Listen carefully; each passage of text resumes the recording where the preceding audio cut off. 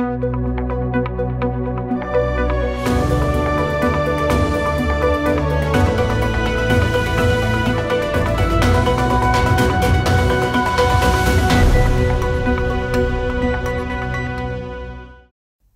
qilganda zehinni muhim ishlarga markazlashtirgil bo'ladi? Bu mazkur musobaqa pastidagi tunji maydon musobaqa bo'lib, Amerika davlatlik Zaytun top birlashmasining tarixidagi eng qaltis kvartir beklarining biri bo'lgan Peyton Manning allburun yana bir NFL rekordini yaratish fursatiga erishgan edi. 4-chorakning oxirida top Manning komandasi tarafining 22 yard sizqidi edi. Manning top talish sizqiga berib mudofaachilarga bir qur qarab chiqdi. Lekin u topni talishishdan burun bir narsani bayqab qoldi. Baltimore Qarg'alar komandasining mudofaachilari musobaqaga tayyorlangach, Manning oldida mengib yuratdi. Ammo nimalardir benormal edi. Musobaqadan keyin Manning shu chaqda o'zining bir narsalarni bayqaganligini aytdi. Aslida Baltimore Qarg'alar komandasi chaqmoq tezligida hujum qo'zg'amoqchi bo'lgan va Manning buni bayqab qolgan edi. Shuning bilan u bir qadam oldiga o'tib, g'olichini karginicha saptashlarga qarshi tarafning g'arizini bildirish uchun Ali deb varqirdi. Yovat komandasi topni tortib oldi. Darvaqa Baltimore Qarg'alar komandasi 3-to'rt hujum qo'zg'adi. Manning hujumchi Demarius Thomasga mukammal pas atdi va qarshi tarafning vartasidan o'tib 78 yard yugurdi. Baltimore Qarg'alar komandasining mudofaachilari uningga yaqinmi kelolmadi. Bu Manningning mazkur musobaqada 7-qitim mushundaq pas berishi bo'lib, NFLning mavjud rekordi bilan tenglashgan edi. Halbuki, kishida texmi cho'nqur ta'sir qoldirgani shuki, Manningning top talish sizqiga chiqishiga va shu jarayonda 11 nafar mudofaachining hammasining o'rnini tahlil qilib bo'lishi va hokazolarga faqat 4 sekund vaqt ketgan edi. Biz Peyton Manningning buni qanday ro'yobga chiqarganligi va sizning o'zingiz uchun muhim bo'lgan sohalarda qanday qilib ustilisha oladiganligingiz to'g'risida to'xtalib o'taylik. Ziyofat effekti. Turli tadqiqotlarda ko'rsatilishicha, torbat ziyoratchilari torbatlarning cho'risidagi e'lon qo'yilgan bo'laklarni nazardan saqit qilishni o'rganib olgan. Nurg'un ahvollarda o'qirmanlar e'lonning yenidan xuddi u mavjud emasdek o'tib ketadi.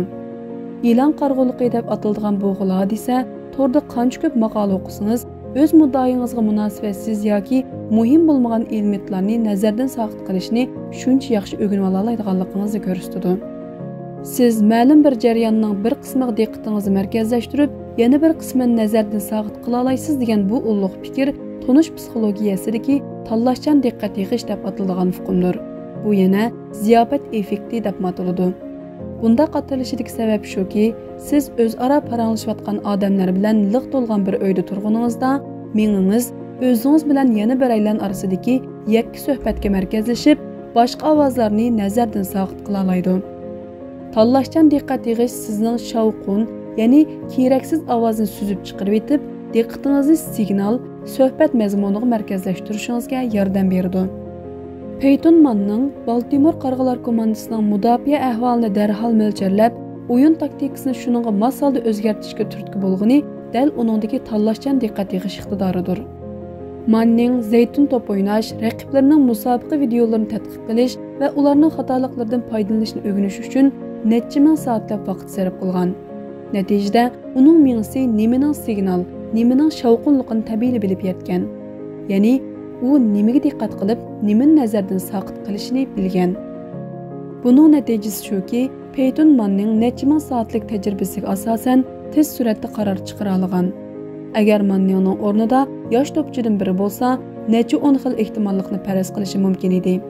Lekin Manning tanlashchan diqqat yig'ish orqali diqqatni to'g'ri omillarga markazlashtirish natijasida bu xil ehtimolliklarni bir nechaga, hatto birga qisqarta olganda natijada muvaffaqiyat ehtimolligi zo'raygan. Mana bu noustalar bilan mutaxassislar orasidagi farqdir. Oson va tez unumlik choralar to'g'risidagi haqiqat. Dunyo tez unum beradigan, natijani darhol yuksaltira oladigan oson choralarga mabdum bo'lgandek qildi. Men buni tushunaman. Menda shunday xohish bo'lgan. Biz hammamiz badanimizni va miyamizni a'lolashtirishni, ya'ni jismoniy va ruhiy iqtidorimizni voyaga yetkazadigan yo'shirin chorani tepishni o'ylaymiz. Lekin masala shuki, dunyodagi sarxillarning qanday mashg'ulot qildiganligiga qaraganingizda, hamda ularning kallasida va badanda zodi nima ishlarning yuz berganligi haqida izlanganingizda siz doim oson yo'lni emas, balki dal shuning aksicha takrorliq va izchillikni ko'rsiz. LeBron James asli kelmoqchi va badan iqtidorini oshirmoqchi bo'lganda kuniga 12 soat uxlaydi. Kobe Bryant mahoratini oshirmoqchi bo'lganda 800 qitim to'p otadi.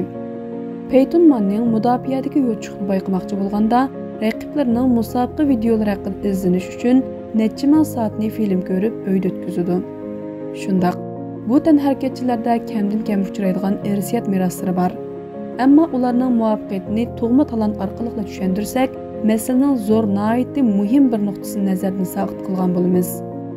Men shuningga jazm qilmanki, ularning ulluq mahoratlarga voyaga yetish uchun bo'shashmay tirishishi va izchillikni qat'iy davomlashtirishi har qanday sohadagi har qanday kishiga tug'ma talantning qanday bo'lishidan qat'iy nazar degudek naf bera oladi. Tanlashchan diqqat yig'ishning mahbiyati. Peyton Manningning kasbiy mahoratini yuksaltirishni o'ylaydigan ko'pincha kishilarga qaraganda statistikadan iborat bir alohida afzalligi bor. Manningning hamma ishi o'lchindi. Uning qancha qitim to'p otganligi, qancha qitim pas berganligi, chiniqish o'yida qanchalik ig'irlik ko'targanligi, qanchalik tez yugurganligi qatorliqlarning hammasi o'lchinib ma'lum. Bu nima uchun muhim? Chunki bu Manningning turmush va xizmatda ilgarilayotgan yoki ilgarilayolmayotganligining pakitlaridir. U mushu miqdorlarni o'lchayotgan bo'lg'achqa, bularni yaxshilashning qo'yida bo'ldi. U biror yangi tadbir qo'llansa va sonlar shu sababli yuksalsa, bu uning uchun shu yangi tadbirning qarg'a kelganligidan derak berdi. Nimaning qarg'a keldigan, nimaning qarg'a kelmaydiganligini bilishning birdan-bir usuli natijangizni o'lchashdir. Agar siz bu davriylikni 20 yil takrorlasangiz, oxirida muhim ishlarga ahamiyat berib, muhim bo'lmagan ishlarni nazardan saqit qilishga mahir bo'la olasiz. Agar yuksalgingiz bo'lsa, davomli mashq qiling va natijangizni to'xtamay o'lchang. Hamda shu orqali nimaning qarg'a kelayotgan, nimaning qarg'a kelmayotganligini aniqlang. Ondan boshqa taktikalarni izlashning o'rniga qarg'a kelgan ashu chorni ko'proq takrorlashga vaqt ajrating. Mutaxassislar muhim ishlarga texnik ko'p vaqt sarf qildi. Nimaning qarg'a keladiganligini bilishning birdan-bir usuli dal shu ish uchun vaqt sarf qilishdir.